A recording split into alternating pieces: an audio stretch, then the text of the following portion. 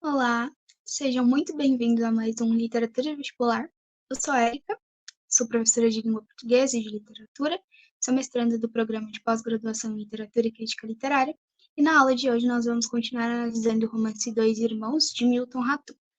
Então, essa aula compõe o bloco 2, então se você perdeu o bloco 1, corre lá no canal, nas playlists e confere a primeira parte da aula. Então, hoje a gente vai fazer uma análise das personagens do romance com base em alguns trechos do livro. Então, vou começar compartilhando a minha tela com vocês. Então, a gente vai começar analisando os gêmeos, que são, então, os protagonistas do nosso romance. Então, o Yakub e o Omar. Então, retomando, lembra que eu falei para vocês que, então, eles são gêmeos fisicamente idênticos, mas com personalidades muito diferentes, né? E a única coisa que diferencia eles fisicamente é a cicatriz que o Yakub tem no rosto que foi provocado pelo Omar. Uma agressão física que o Omar realizou com o Yakub, e aí então gerou essa cicatriz que diferencia eles. Então a cicatriz ela é mencionada lá na página 22 do romance, abre aspas. A cicatriz já começava a crescer no corpo de Yakub. A cicatriz, a dor e algum sentimento que ele não revelava e talvez desconhecesse não tornaram a falar um com o outro. Zana culpabilizava Harim pela falta de mão firme na educação dos gêmeos. Ele discordava. Nada disso. Tu tratas Omar como se fosse nosso único filho. Fecha aspas. Então, essa cicatriz, né, foi, foi provocada durante uma festa. Então, eles eram jovens. Não lembro como eu falei para vocês no bloco anterior. Os dois gostavam de uma mesma menina, que é a Lívia. Spoiler, Lívia casa com Yakub.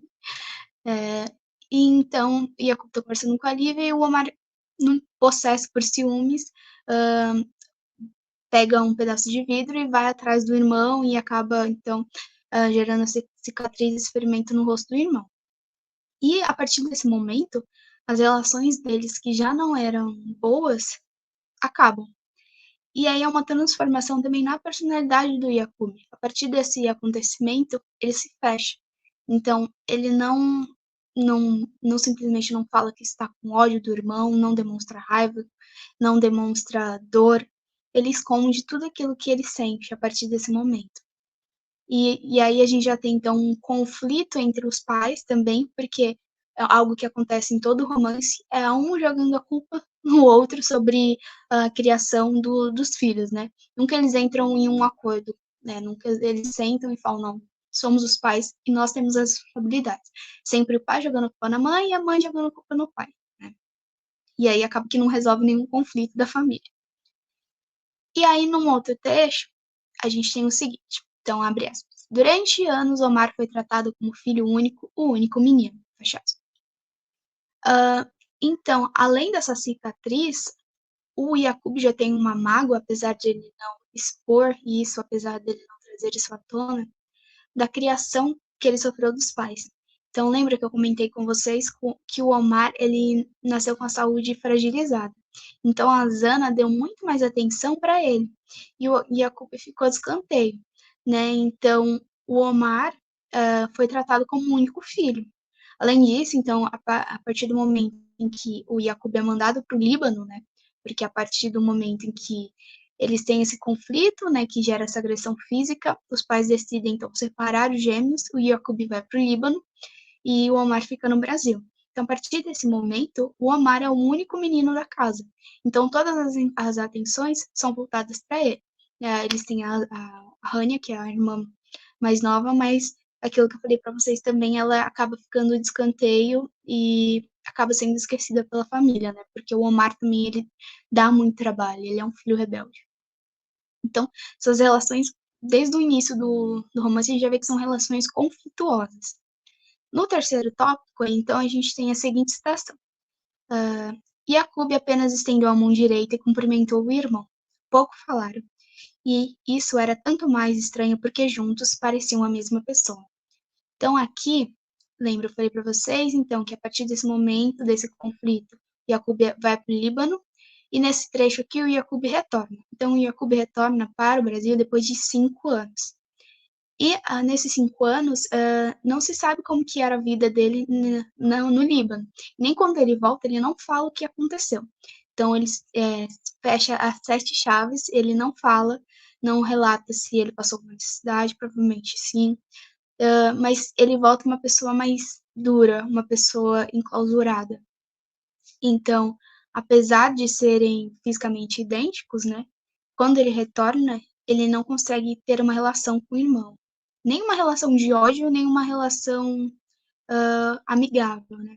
Isso aparentemente, né? Depois a gente vê que realmente ele tem uma mágoa guardada que ocasiona depois o clímax da narrativa mais pro fim, né?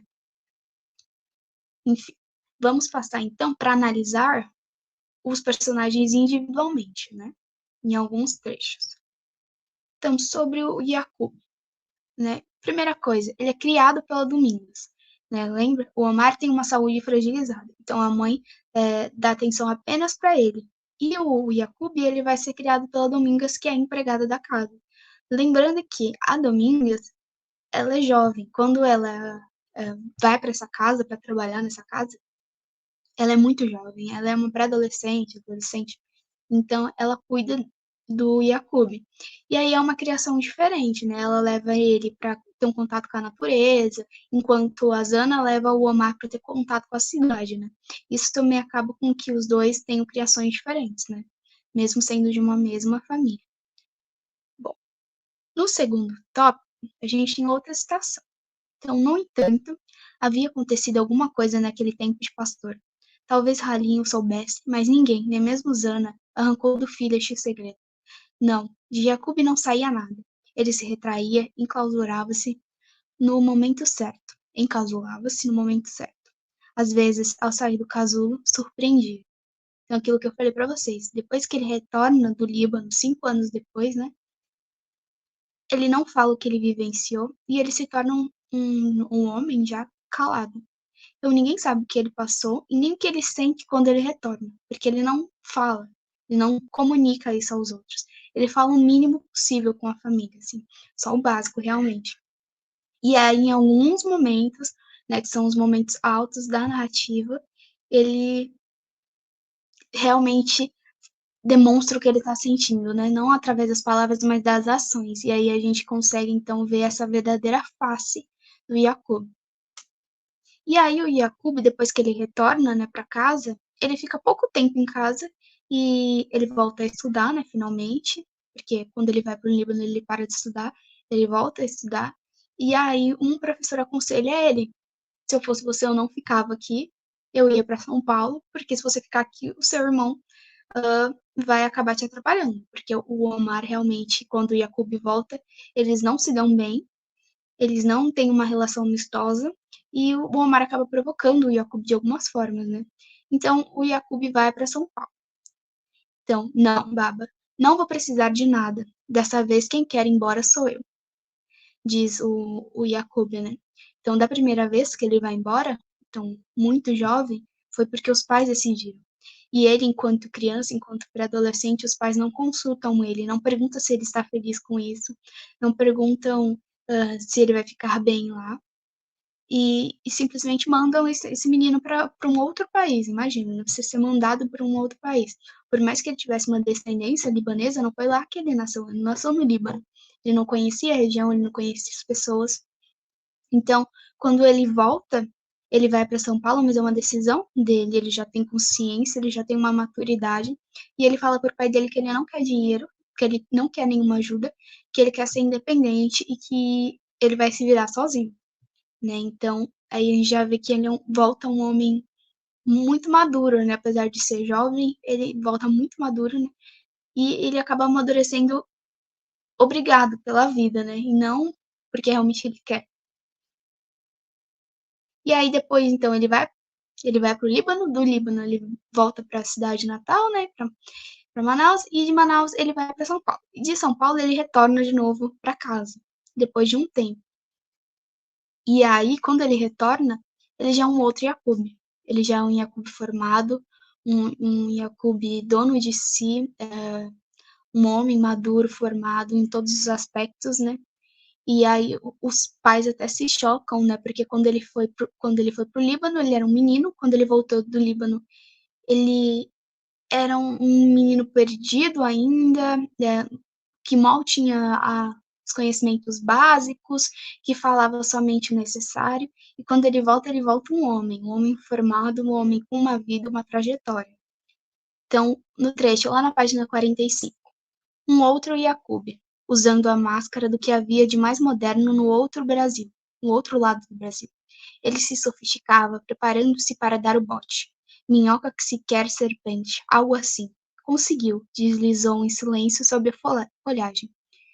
Então, aqui nesse trecho, já é revelado que ele volta para casa, mas ele volta com outras pretensões. Ele não volta simplesmente porque ele sentiu falta da família ou porque ele quer reconstruir os laços, não. Algo vai acontecer, algo ele está planejando, mas, novamente, ele não fala. Ele faz tudo na surdina e tudo muito secretamente. Enquanto isso, em contraponto a tudo isso, né, a esse fechamento do Yakub, o Omar é extremamente expansivo, extremamente aberto. Então, passando agora para o Omar. Bom, o Omar, lembra que eu falei para vocês que ele tem uma relação com a mãe, né, porque a mãe tem um zelo excessivo por ele, mas com o pai ele não se dá bem, porque o pai vê ele como um menino perdido, o filho que não tem mais jeito. Então, na página 27, a gente tem o seguinte trecho. Foi reprovado 2 anos seguidos no colégio dos padres, o pai o repreendia, dava o exemplo do outro filho, e Omar, mesmo calado, parecia dizer, dane-se todos, vivo a minha vida como quero. Então, lembro, falei para vocês, o Omar é o filho rebelde. Então, ele já não se dava bem com o pai, e o pai não tentava também uma aproximação, não tentava reencaminhar esse filho, né? O pai, em todo momento, Halim, ele culpa a mãe, a Zana, pelo zelo excessivo da Zana, e não admite a própria culpa também, né? Afinal, também é filho dele, também tem uma obrigação com a criação desse rapaz. E o Omar, desde a infância, ele já era rebelde, então ele foi 2 anos reprovados.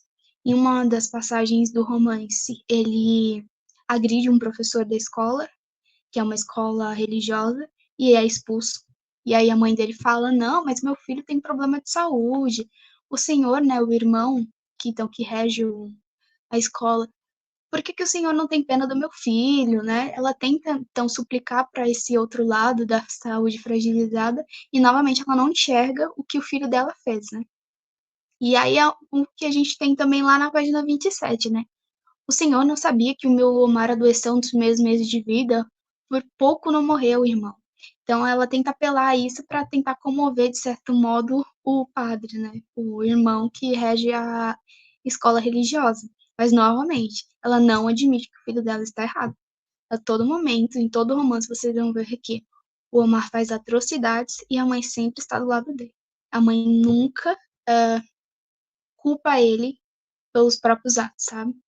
Apenas no final, lá no final do romance, quando o Omar ele passa por um processo que a gente pode dizer de animalização, em que ele se transforma, a mãe não reconhece mais ele, em que ele para de se cuidar, ele fica de uma maneira selvagem, realmente. Aí a mãe dá um chacoalhão nele e fala: Não, você tem que se reerguer, você tem que se reestruturar. Mas isso no final do romance. Então, ao longo de todo o romance, ao longo da infância, da adolescência, ela passa a mão na cabeça dele e concorda com tudo que ele faz. Para ela, ele sempre tá certo, ele nunca tem culpa de nada. No outro trecho, então, na página 46, Omar sempre esteve presente por ali, expandindo sua presença na casa para apagar a existência de Yakub. Então, lembra que eu falei para vocês? Enquanto o Yakub é extremamente fechado, o Omar é extremamente aberto. E o Omar, ele quer se fazer presente, ele quer ser visto, ele quer chamar a atenção da mãe, ele quer ser expansivo dentro de casa. Então, ele faz isso também quando o Yakub volta para tentar provocar. Então, para mostrar para o Yakub, olha, você ficou anos longe de casa, mas eu estava aqui, esse território é meu, essa mãe é minha. Então, ele se mostra muito para o Yakub, né? Então, para vocês verem que já é uma relação extremamente conflituosa, né? E eles são extremamente diferentes. Então, agora a gente vai tentar entender um pouquinho melhor da construção da Zana, né, dessa personagem, dessa matriarca complicada, né?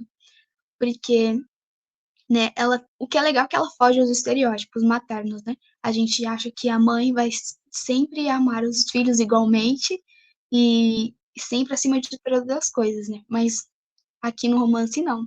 Ela deixa o Jakub de lado e o amor dela e inclusive a Rania também, né? E o amor dela é exclusivamente pro Omar.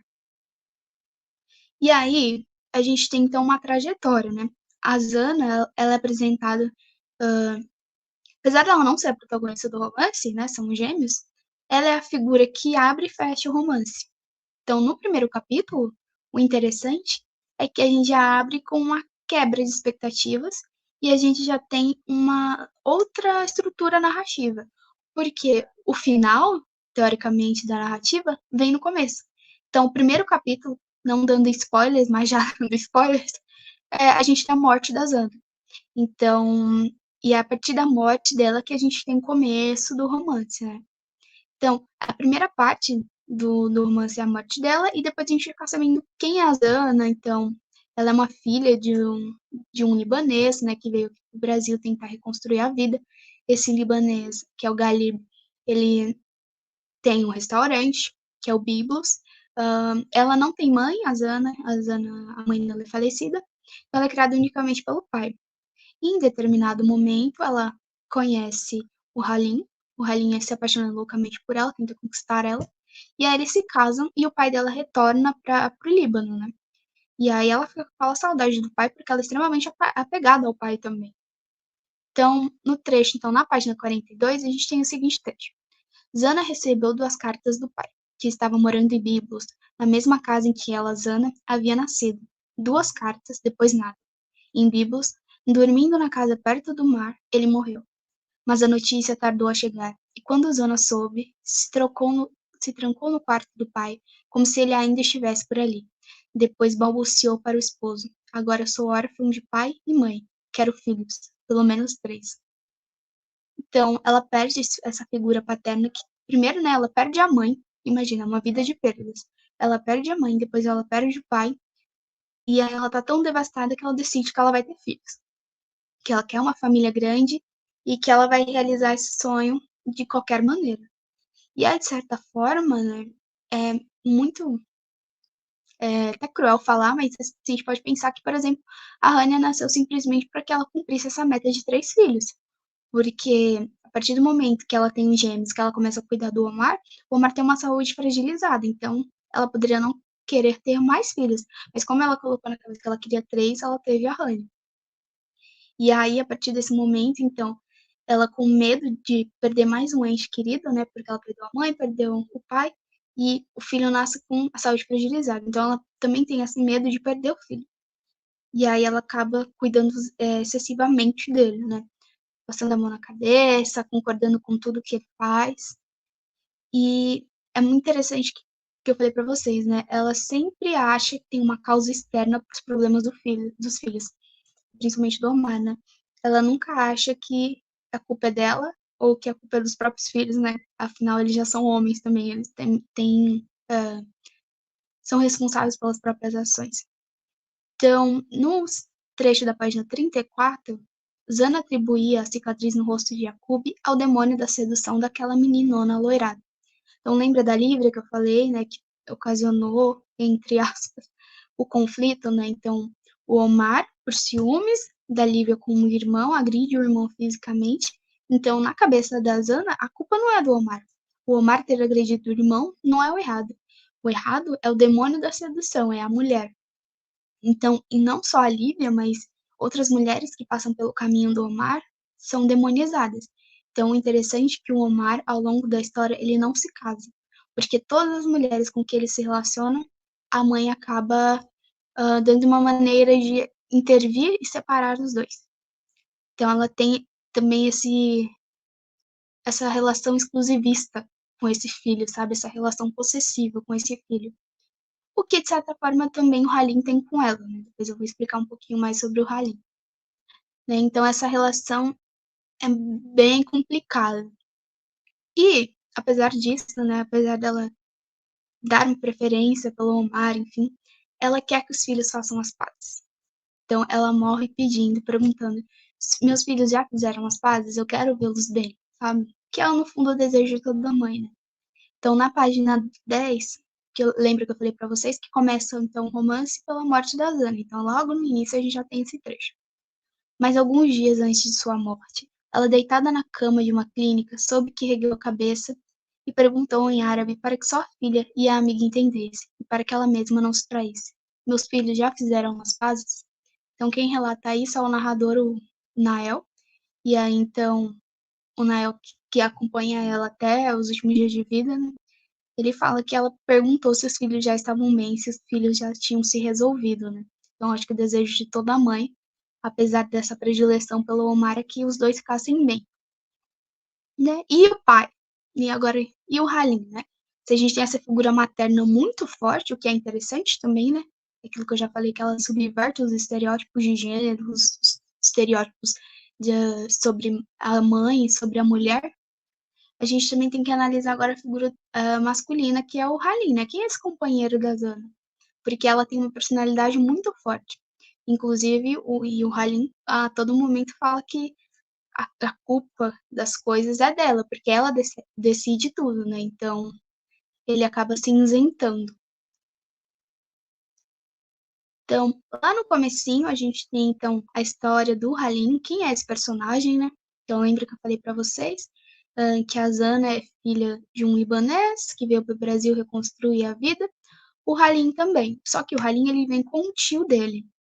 E aí ele conta, né, quando ele tá mais velho, já no fim da vida, ele relata pro Nael a história dele.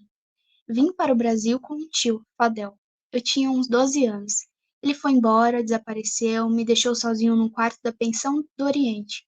Me agarrei a Zana, quis tudo, até o impossível. Então, imagina, muito jovem, ele foi abandonado pela única pessoa que era da família dele, que ele tinha uma relação.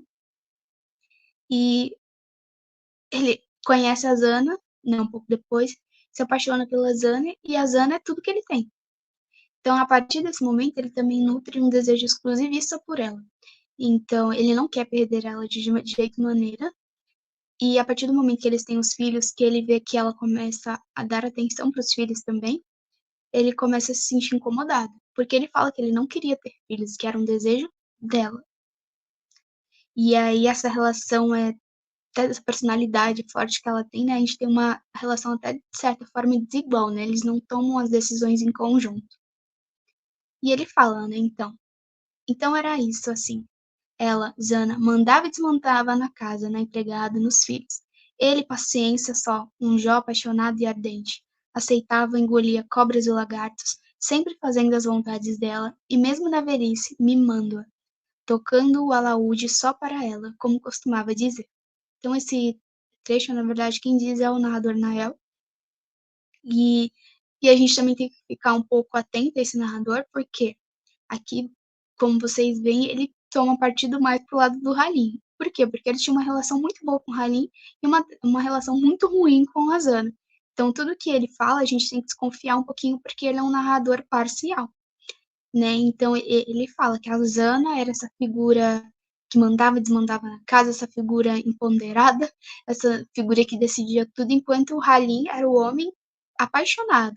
Mas, na verdade, ele se isentava das coisas também, né? Ele realmente se acomodava com essa posição de minha mulher decide e lavava as mãos, né? E é muito interessante que ele era extremamente apaixonado por ela, né? A questão da conquista também é muito legal. Ele recita poemas para ela, vai todos os dias ao restaurante do pai dela, até conquistar ela de verdade, porque ele também era de origem mais humilde, ele era pobre, né? Ela já tinha uma classe um pouquinho melhor, né? Então eles eram de classes sociais diferentes. Então era mais difícil para ele se aproximar dela, mas mesmo assim, teve toda a conquista até ele finalmente casar com ela, né? E aí aquilo na página 53 tem aquilo que eu falei pra vocês, de que ele não ficou feliz quando os dois tiveram filhos, né?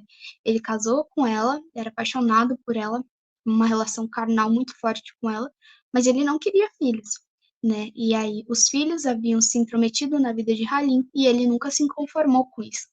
Então ele fala em inúmeras passagens que ele não queria ter filhos, né? Foi o desejo dela.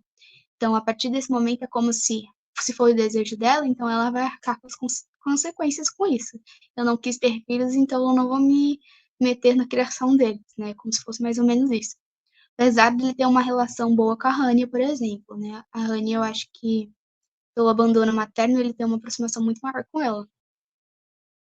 Bom, na página 43, a minha maior falha foi ter mandado Yakub sozinho para a aldeia dos meus parentes, disse com uma voz sussurrante. Mas Ana quis assim, ela decidiu. Então, novamente, né? O fato do Yakub ter sido mandado para o Líbano, para ele não teve nenhuma relação com isso. A culpa é única e exclusivamente da Zana e ele acaba se isentando novamente, né? Em outra passagem, ele revela que, na verdade, ele queria mandar os dois filhos, né? Ele queria mandar o Omar e o Yakub pro Líbano, mas como o Omar tinha saúde fragilizada, a Zana decidiu que o Omar ia ficar e que o Yakub ia. Enfim. E aí, além desses dois matriarcas, né, da família, além da gente ter os gêmeos, a gente também tem a Rania, que é a figura esquecida, né? Que é essa filha que vive às margens da família, né? Apesar dela não ser uma empregada, como por exemplo a Domingas, ela acaba também virando só um elemento, um instrumento naquela família, porque ela que gerencia os negócios da família. Né? Então, o primeiro tópico, que é um tópico polêmico, que ela tem uma relação incestuosa com o Omar. Então, primeiro ela tem uma espécie de paixão doentia pelos irmãos. Então, o que é interessante no romance é que ela não se casa também. E é como se ela procurasse nos pretendentes as características dos irmãos, né? Mas isso, novamente, a gente fica um pouquinho com a pulga atrás da orelha, porque quem fala, no romance, quem relata pra gente os acontecimentos é o Nael, e o Nael é apaixonado pela Rania. Então, o olhar que a gente tem sobre a Rania é o olhar do Nael. Então, a gente não pode confiar em tudo também. Então, a Rania, ela tem essa relação incestuosa com o Mar, e é uma relação que é retratada na página 69 e na página 133.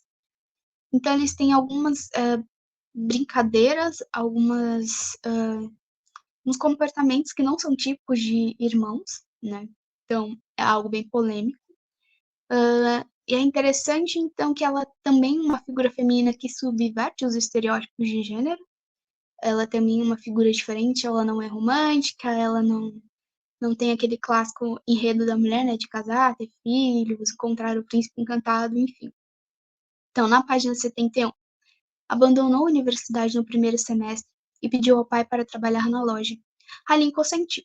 O que ele esperava de Omar veio de Honey, e da expectativa invertida nasceu uma águia nos negócios. Então, ela decide que ela não vai estudar. Olha que polêmica. Ela decide que ela não vai estudar, enquanto se fosse, por exemplo, o Omar ou Yakub, talvez os pais tivessem uma outra reação. Ela decide que ela não vai estudar e que vai trabalhar nos negócios da família. O pai concorda, a mãe não dá nenhum parecer, nenhuma opinião sobre isso, porque realmente as duas não têm uma relação afetiva, né?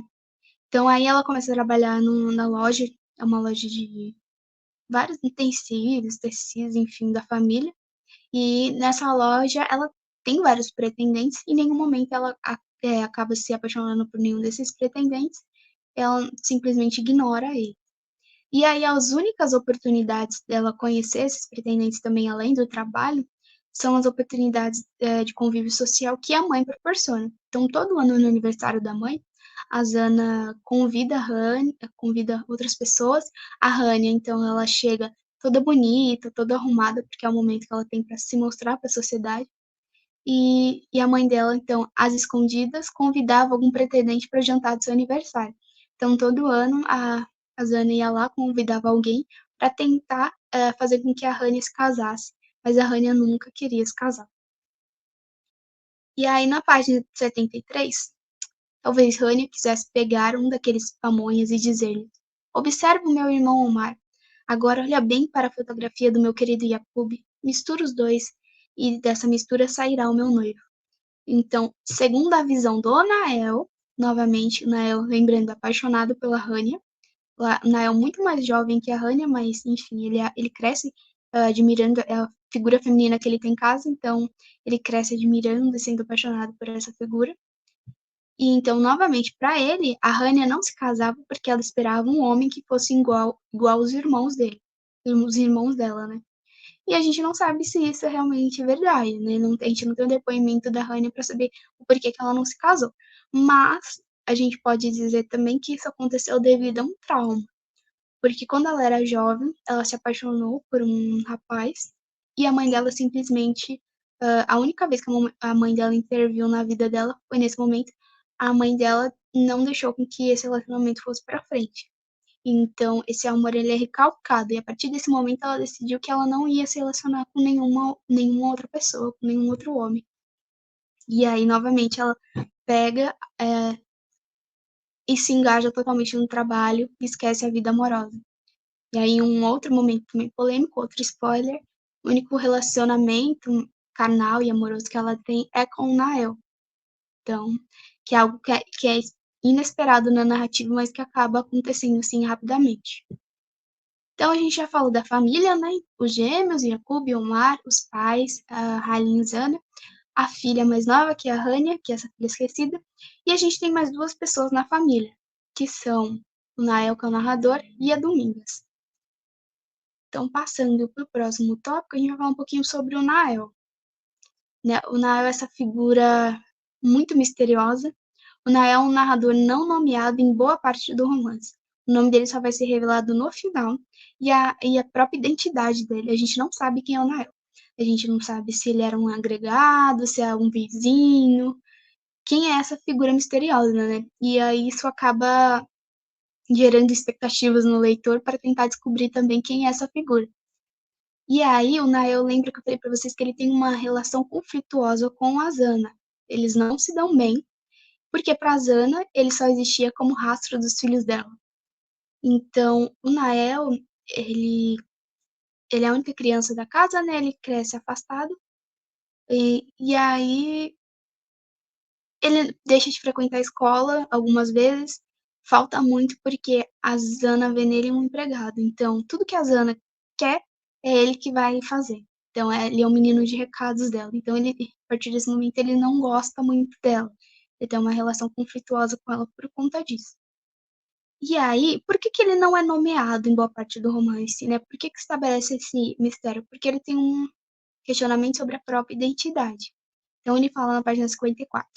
Não sabia nada de mim, como vinha ao mundo, de onde tinha vindo, a origem, as origens, meu passado, de alguma forma palpitado na vida dos meus antepassados. Nada disso eu sabia. Minha infância, sem nenhum sinal de origem. É como esquecer uma criança dentro de um barco num rio deserto, até que uma das margens a acolhe. Anos depois desconfiei. Um dos gêmeos era meu pai. Então esse aqui também é um dos momentos mais bombásticos do romance, que é quando ele passa a ter desconfiança de que um dos gêmeos era pai dele. E spoiler, sim, um dos gêmeos era pai dele. E aí o gêmeo que era pai dele, infelizmente, era o Omar. E a partir de um estupro que ele realiza com a Domingas. E então esse menino ele cresce às margens, ele cresce sem um pai, ele cresce renegado e ele busca a própria identidade durante o romance, né? Então ele quer saber as origens dele. Então a partir do momento que a gente sabe então que o Omar é o pai dele, a gente entende então que ele tem tanto uma descendência libanesa quanto uma descendência indígena que é a da mãe dele, que é a Domingas. Então é uma figura esquecida que tenta reconstruir a partir das próprias memórias e dos relatos, principalmente do Halim, a própria história, a própria identidade. E por fim, para a gente encerrar esse bloco, a gente vai falar um pouquinho sobre a Domingas, que é uma figura que é também invisibilizada, que não tem a própria voz no romance.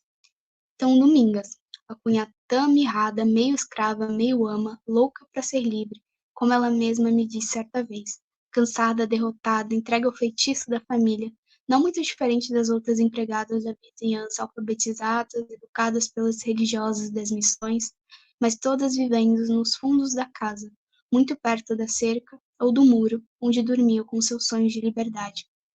Então, a Domingas, ela é a figura provavelmente que mais sofre nesse romance e que sofre diferentes violências, né?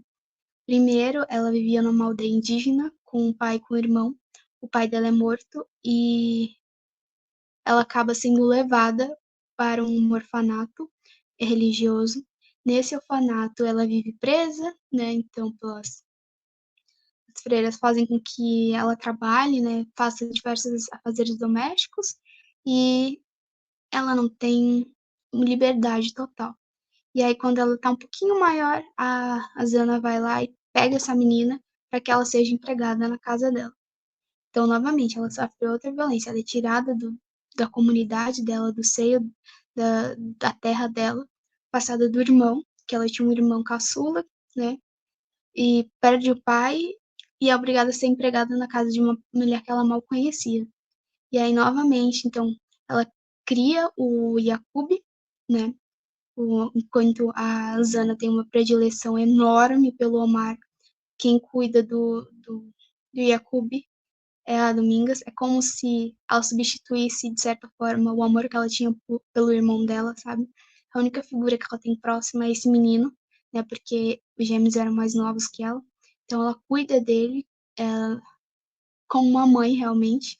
Ela cria ele, além de cuidar da casa. E aí, então, quando ela tá um pouco mais velha, ela é violentada pelo Omar e ela tem o Nael. Então, ela é invisibilizada.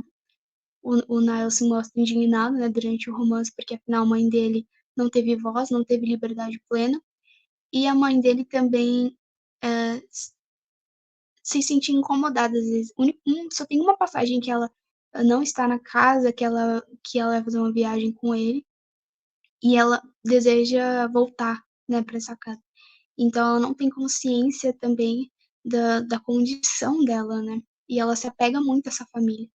Se apega muito até o Omar, que é essa figura que violentou ela acaba tendo um apreço, né? Então ela cuida dele. Então é a figura que mais sofre durante todo o romance e é uma figura extremamente importante, né, para o romance, porque é ela que mantém a casa estável, de certa forma, e é ela que cuida de todas essas pessoas, mesmo eles não tendo tanto apreço por ela, né? Exceto o Yakub e o filho dela, o restante não enxerga ela como um ente da família. Bom, então essa foi a aula de hoje. Então, para a gente retomar um pouquinho, no primeiro bloco a gente falou então brevemente sobre a obra e sobre o autor. Agora a gente fez uma análise dos personagens. No terceiro bloco a gente vai fazer então uma análise do contexto histórico em que o romance se passa e vai fazer uma análise também das questões de vestibulares com base no romance. Eu espero que vocês tenham gostado. Quem não acompanhou a primeira parte, só ir aqui no canal e procurar o vídeo. E eu espero que vocês participem do próximo encontro. Muito obrigada e até a próxima.